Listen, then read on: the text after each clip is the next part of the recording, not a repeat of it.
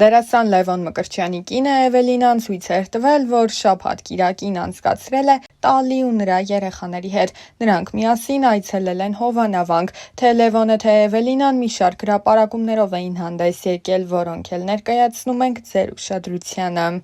Լևոն Մկրտչյանը հեռուստադիտողին հայտնի դարձավ «Վերջին զանգը» սերիալի։ Դերասանի անձնական կյանքն առավել բուռն քննարկվեց, երբ համացանցում հայտնվեցին նրա և Էվելինայի համատեղ լուսանկարները։ Դեռ ավելի վաղ, մինչ հարսանեկան արարողությունը, նրանք խոսելով իրենց հարաբերությունների մասին ընդգծել էին. «Հանդիպել ենք 17 տարեկանում համալսարան ընդունվելիս։ Այնպես էր ստացվել, որ նույն օրը, նույն ժամին քննության էինք։ Ես նրան միանգամից եմ նկատել։ Նրա գեղեցկությունը, պահվածքը շատ տարբերվող էր։ Այդ ժամանակ քայլ չարեցի, իմ կյանքում աղջիկ կար, ում հետ երկար ժամանակ շփվեցինք, բայց չհասկացանք իրար։ Հետո տեսա Էվկային ու միանգամից ինքս ինձ ասացի՝ ինքն ա։ Սկսեցի քայլեր անել ու սկսեց մեր շփումը։ Երկրորդ կուրսից սկսեցինք հանդիպել, դասերին այնքան էինք խոսում, դասախոսներն ասում էին՝ լռեք։ 7 ամիս կոնֆետներով տառ էի սարքում, նվիրում, հետո ծաղիկներ։ Մի քանի ամիս շփումից հետո զգացմունքներս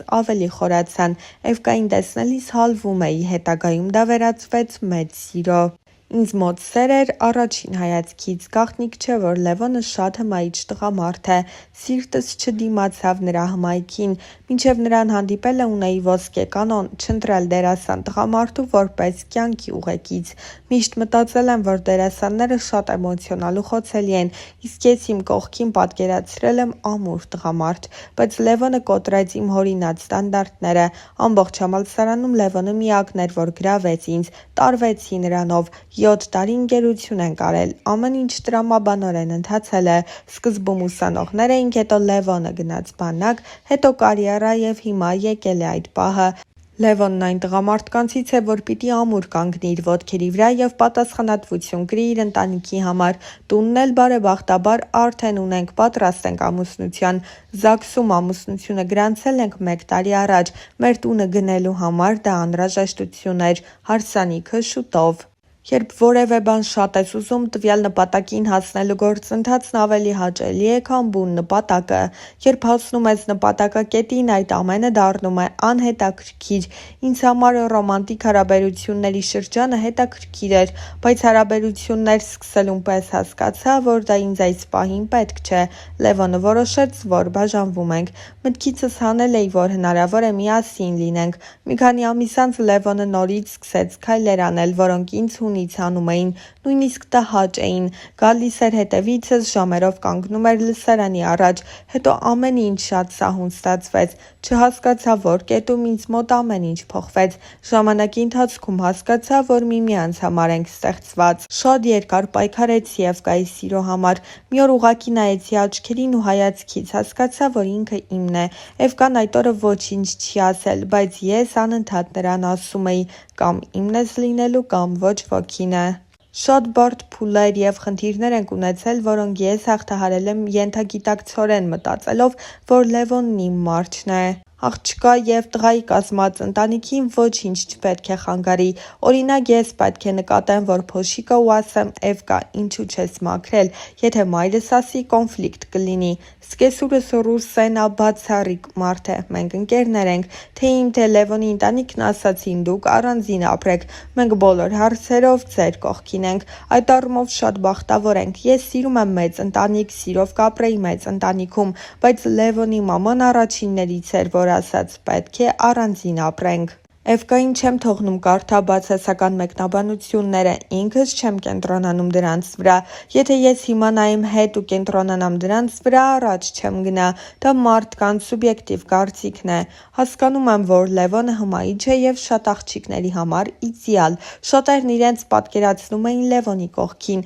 ու հանկարծ գալիս է Էվկան տարօրինակ, չինացու աչքերով և իրենց համար արտասովոր արտաքինով աղջիկ։ Քանի որ ես իրենց համոզմունքներին դեմ էի, դա շարժեց իրենց զայրույթը։ Պնդում են, որ նրանք պետք է ինձ հետ լինեն երջանիկ, ոչ թե ես նրանց հետ դժբախտ։ Խնդրում եմ, որ մարդիկ վերացնեն իրենց ներսի նախանձը, որպեսզի այն չզարգանա։ Թվում է 25 տարեկան նոր ամուսնացող աղջկա համար պիտի շատ ծանր ու ցավալի լինի, երբ դիպչում են ինքնավստահությանը, բայց պետք է կարողանաս գիտակցել թերություններդ ու առավելություններդ, պետք է չվախենաս բարձրաձայնել թերություններդ, աշխատես դրանց վրա, իսկ առավելություններդ դրոշակ չդարձնես ու բոլորին ցուցադրես։ Եվ սպասում էի այս ակնթարթային հայտնիությանը և անսպասելի էր, լուսանկարներս Էվկան է ուղարկել Արմենիա հեռուստաընկերություն։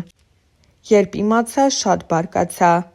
Հիասթափվել էի մասնագիտությունիցս, հատկապես ծառայությունից հետո, չէի զբաղվում դերասանությամբ, մտածել եմ հեռու մնալ այնպիսի բովանդակությունից, որն ինձ չի գրավում։ Դերասանությամբ չզբաղվելու պատճառներից մեկն այն էր, որ քյարթու էի։ Հիասթափվեցի մասնագիտությունիցս նաև այն ժամանակ, երբ շատերի նկատմամբ եղա մաքուր, ազնիվ ու նվիրված, բայց խաղընկերներիցս նույնը չստացա։ Լևոնին սկզբում ութօրյա նկարահանումներ էին նշանակել, այդ պատճառով համաձայնեց։ Նկարահանման առաջին օրը զանգում ասում է, որ երկարաժամկետ նկարահանում են առաջարկել։ Ասում եմ հիմա ոչինչ մի պատասխանիր արի, քննարկենք, որոշենք։ Լևոնն ունի դերասանին հատուկ խարիզմա, խոսք և այլ կարողություններ, որոնք աստիճանաբար զարգանում են։ Նրան բեմում տեսել եմ, կրկնակի եմ սիրահարվել։ Համոզեցի Լևոնին, համաձայնեց։ Առհասարակ հայկական սերիալներ չեմ նայում, բայց վերջին զանգը առաջին սերիայից նայել եմ։ Երբ լավ տեսարան է խաղում, ասում եմ սուպեր։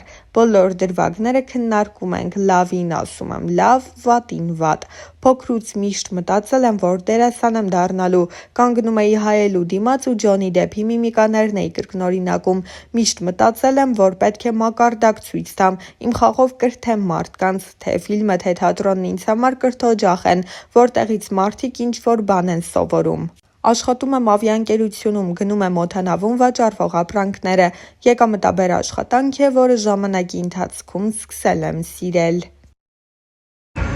Երբ Լևոնին սպասացնում եմ, որովհետև փորձի էի, ու հիմա իր դեմքը խնդրում եմ ուշադրություն։